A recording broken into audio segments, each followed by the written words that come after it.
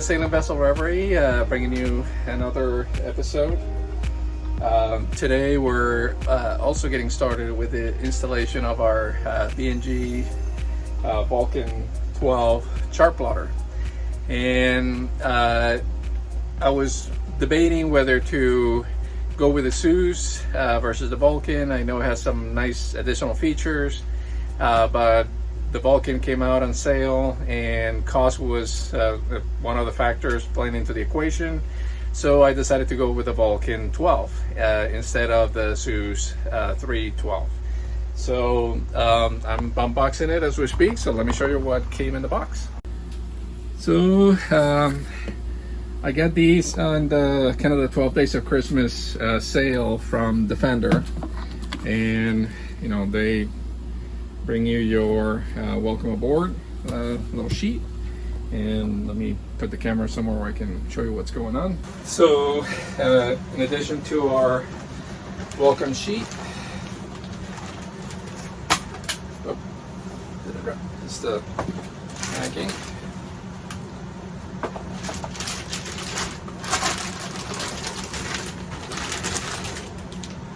This is the unit. Running out of battery. Okay, so here's the unit. Okay.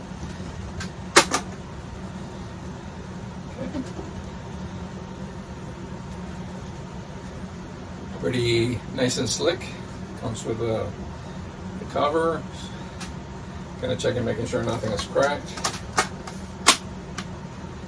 Okay, has his own built-in GPS, 10 megahertz, and has the connectivity for radar, the NMEA 2000 network, the power cord if you're not powering through a NMEA, and a sonar. So, and I guess back here is where you insert the chips for the maps. In addition to that, we have our power cable,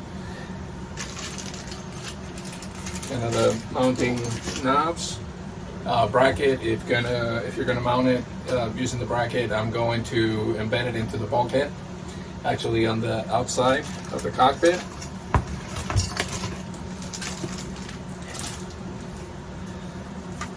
Here's the U.S. Canada inland and coastal sea maps came as part of this deal. Our Vulcan series manuals, and this is just more stuff and paper. So let's get started. So from the looks of it, it brings the power cord, but it doesn't bring in a NMEA 2000 cord. So I'm gonna have to get a cord for that. In the documentation, they give you the Vulcan series. There's a lot of sun, I apologize. The quick installation guide. And this is for Deutsch, Italian, Netherlands, Norse, Swami, Svenska. This is the English, Spanish, Portuguese, and French. So this is, I guess, my guide. Has a limited warranty card, installation manual. I guess it has the different mounting templates. So depending on how you can install, you have all the pretty handy dandy bunch of different templates. If you're installing on a bulkhead or you're installing the bracket, it kind of gives you all the information you need. So that's very nice. You have everything you need to get the setup in play. All right, in preparation for mounting the Vulcan Chartplotter, I'm going to do a test. And there's different ways that you can configure the power setup for the unit. The unit has a NMEA 2000 connection, and it has a power connection. And on this unit, you have to get the power connection and the NMEA connection both connected. You know, most EMEA networks, you have power on the EMEA network. You don't need to have a separate power source. But for some reason in this unit, maybe because of the power consumption, you need to have both connected. So I want this to turn on automatically when I turn instruments. So I'm going to use this setup, which is the power control to supply positive auto on. Okay, so what I'm going to be doing is connecting the yellow wire, which is the auto control, the on control, with the red wire, which is the positive power control, together before the fuse, and then connecting the fuse to a breaker on the panel. And then I'm going to connect the number 3 wire, which is the black, into the negative. And 5, which is an alarm, I am not using at this time, so I'm just going to tape it and not use it. All right, so we got power, and it's gonna go through the setup here. English US, yes. This is your warnings that you can't rely on anything. Configure device for typical use. Let's see. So we 1 knots nautical miles. Transducer. Okay, so I'm finishing up here. Just doing a very basic setup. There's a couple of updates. This is giving me all the different versions available. And I need to get instructions so I can do the update. But I'm gonna close this for now. Connect to the B&G mobile app in order to register or activate.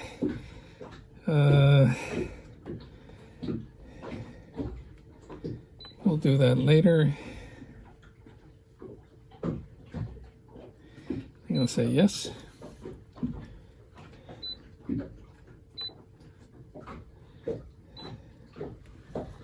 So it's working. It's not reading the depth correctly, so I have to reconfigure the system. But this is what I wanted to do, is make sure that it operates. So now I can mount it in its proper location. Okay, so apologize for the lighting. It's a little late in the afternoon. I'm trying to get the Chartplotter installed. But you notice that I cut the hole using the template that comes with the Vulcan Chartplotter. But I have a notch here, which is a little storage shelf that I have on the inside. So because the Chartplotter has this GPS puck kind of sticking out of the back, it creates a lot of depth. And in order for it to fit, I had to cut kind of a recess into that storage compartment so that puck can go through that. So with that, pretty much ready for the final part of the installation, which is run the wires through the hole and connect them to the back of the unit, put the chip in program, and should be in pretty good shape.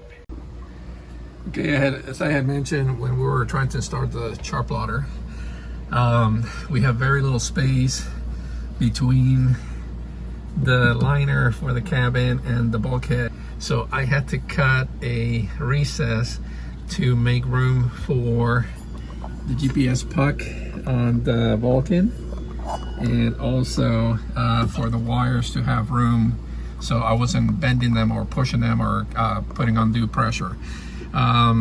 So this is a little storage shelf that is original from the boat, and really having these two, I will probably do a little fascia here to kind of make it a little bit more aesthetically pleasing, but for now it's what I needed to do to finish installing the Chartplotter. So of course, you know, I'm not showing you the whole mess I had going on here, but on this side, when I installed the electronics previously, behind this plate I have room to bring cable down, and right behind the our panel. Unfortunately, on this side, we didn't have such room. So I took out, Reverie has this kind of fascia panel. If I take this out, I can get right under the cockpit seat, and there's plumbing that runs over here. And but in order to take this panel out, to try to find a route to route that wire, I had to dismount pretty much everything in here.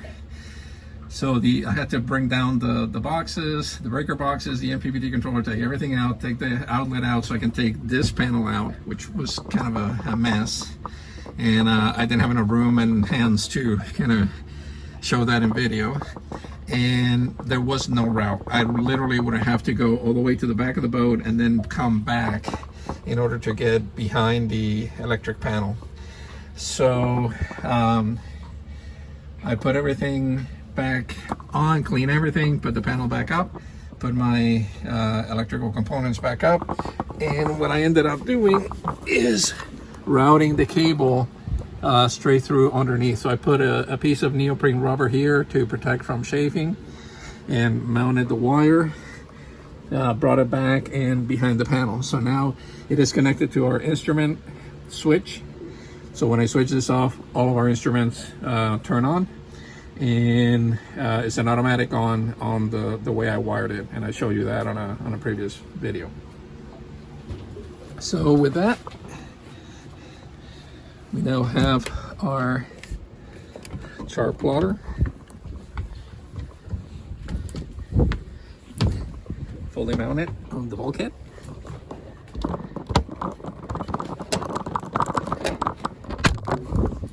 So now we have our Victron Vulcan on this side, and we have our wind, depth, speed indicators on this side. So when we're navigating up here at the wheel, you have really good visibility into all of the electronics. And since our wheel is on the back, on our pedestal, you're not fighting all of the boxes to kind of get around it. So it keeps the space nice and clear, but it gives you all the information you need to sail. Hello folks, so doing a little add-on to the video on the Chartplotter because it needs to have software updated. So I'm going to get everything set up and do it. I'll show you a little bit of what it takes to get the software done, and I'll try to get it done as quickly as possible because I'm in Florida. And this past 2 days has been in the 30s, if you can believe that. We had a cold front come down, and we're all nice and crispy right here with the cold. So today is it went up to the low 50s. So I'm taking advantage to try to get some work done while the weather is cooperating.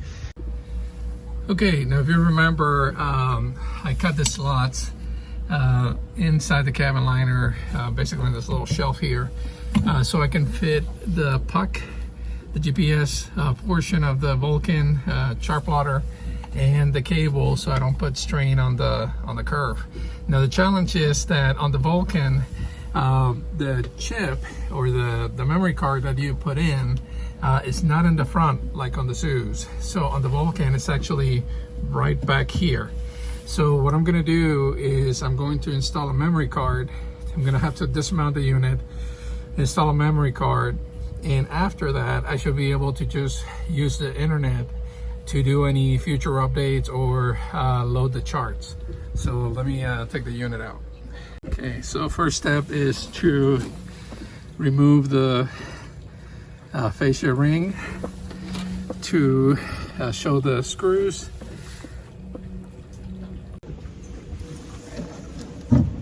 Okay guys, so a couple things. The micro SD card is actually the small piece that inserts here. I pre-formatted beforehand and I copy the files. Now, even though they say the Vulcan can download from the internet, at the boat show in St. Pete, some of the tech guys told me that they can do it, but if for some reason the internet connection is lost and it creates a big problem, They do recommend that you keep an SD card on the unit when you're doing it, but since this is the first time I do it, I copy the files for the updates for the equipment that I have on the network into the card just in case. So it goes into the second slot here in the unit and then we kind of push that back in, make sure it's nice and sealed. And I'm going to put a little bit of butyl tape on the screw holes just to make sure that everything is nice and watertight. The unit has a rubber gasket that goes all the way around, as you can see here, and that provides a nice seal against the bulkhead. But just to be a little bit safer on the screw holes, I'm going to put a little butyl tape in there as well. So let me get that, and I'll put the unit back on the bulkhead. And big fat roll of butyl tape. I only need like a teeny tiny piece. So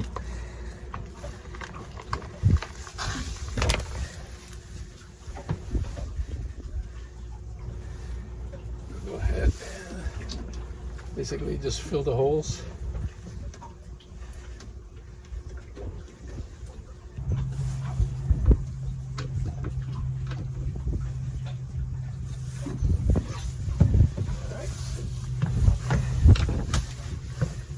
Everything goes back in. Going to put the fascia cover back on.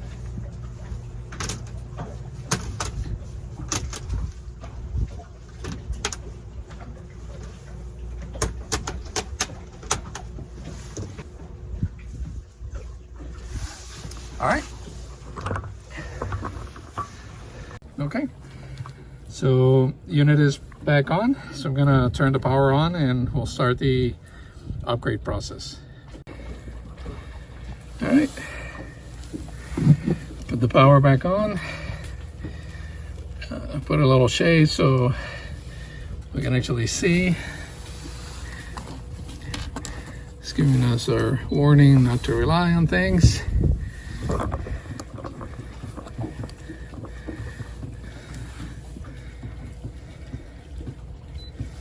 To get started. Okay, says there are 2 software updates available on this network. Do you want to view them? I'm gonna say yes. And it shows the 2 Triton upgrades. I'm gonna click on that. Device can be updated from here. Okay. So let me go to the menu and look at storage, memory card bottom. Okay, there's the updates that I loaded on the memory card. Not bad. Services.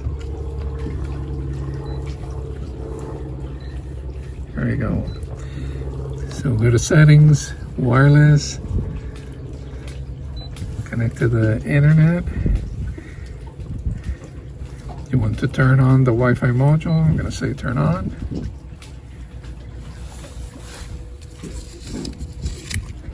This is the Wi-Fi we're connecting to.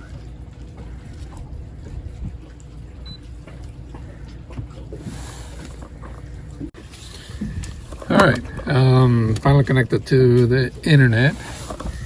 Let's see if connect and register works now.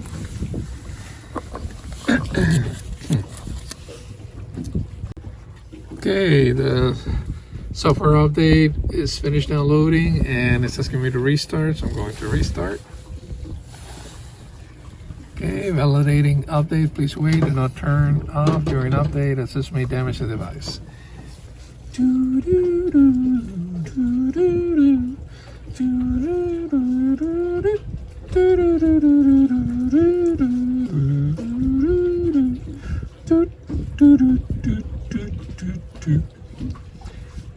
Kind of sounded appropriate for what's going on. Sorry, guys. The life of technology. It's like everything needs an update. Everything needs an upgrade.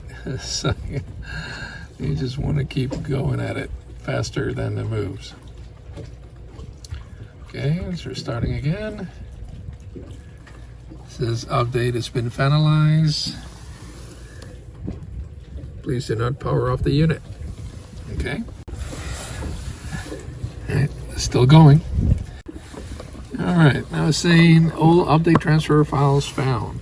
Would you like to delete all update transfer files from the SD card? I'm gonna say yes.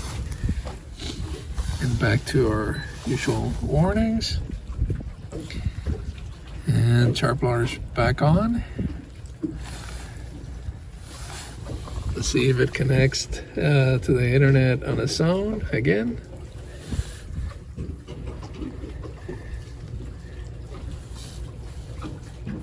Okay. All right. So I put the phone down while I was messing around with it, but I was able to get the software update done, and I was able to connect and mirror the unit on my iPad using the app. And there's an option here where I can take control. Let's see if it's this one here. Remote control. Remote control, would you like to remote control access? And I can say request permission. And over here it says allow iPad remote control. It'll say always. And if I close this here, I get to the chart, and I get to the chart. So now I have remote control with the Vulcan unit on the iPad. So that's a pretty cool feature. So now I can have the iPad inside and control the Chartplotter from below decks. So once I finish connecting the autopilot, then I'll be able to control the autopilot from the iPad and manage our transit. Okay. So after playing around, I was able to upgrade the radio. So I did this update on the B20 Marine, and that worked well. I went to the card and the memory, and then I updated from there. Now it's telling me these two are available, but it says it cannot be upgraded from here. So I'm gonna have to figure out what is the upgrade that came in for the Triton that is not letting me do it from here. All right, so if I hit the setup once, I get to the layout screen, and in here there's storage, and in storage there's my memory card that I put in. Now this was supposed to be the standard update, but when I click on that, it says update file not valid for this model, even though it was January 30th 2022. I guess it's a UPD, so I'm gonna delete that. And then if I try to use the Triton2 pilot head, and I hit upgrade, and I pick, the Triton instrument from here, and I do start upgrade, it's not supported by this upgrade file, so that's not the correct file either. So I can take this thing and delete it because that's not the correct file either. So I did the there's a ZG update. This is for the compass. So I'm going to hit upgrade, and if you notice, when you have the right upgrade, it's going to show you here the device name and select, and then you can just hit start upgrade. And you see the kind of percentage going on in there. Upgrade complete. Okay.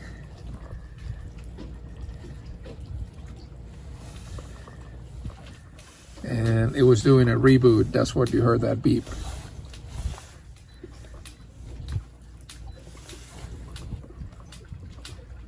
All right, we're back.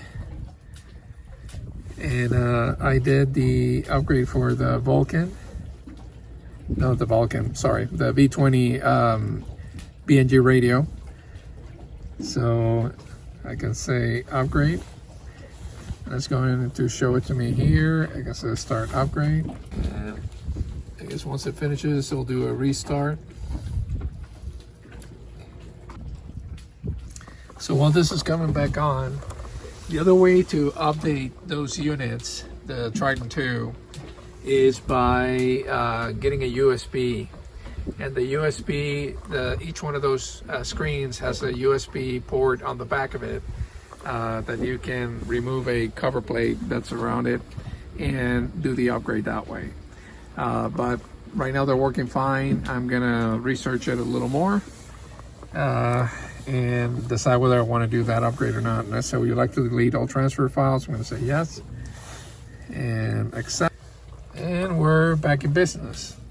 So one touch is going to give you overlay. So if you have radar connected, you can pick the layout where it shows you the you know, I'll go ahead and do it. I'll show you the chart on one side, and it's loading. It'll load the radar on the other. I can go back to chart. If I can do waypoints, tides, alarms. Again, it's, you know, because it started, it's giving me the software update again. I'm just going to say no. Next restart, that's fine. So you can set up the alarms or show you the alarm history. Everything related to active navigation is going to be on the first tap of the little cogs wheel here. If you hit it a second time, then it's going to bring you into settings. So some of the things I did is I configure my boat settings, text size, satellite pin code, advanced. I went to instruments and set up the offset distance for the GPS, so it knows exactly where it is on my boat. It's 16 feet from the tip of the bow and half a foot from the center line. If the offset was to the port side of the boat, I would have entered a negative number. For wind speed, they say to use the mass rotation.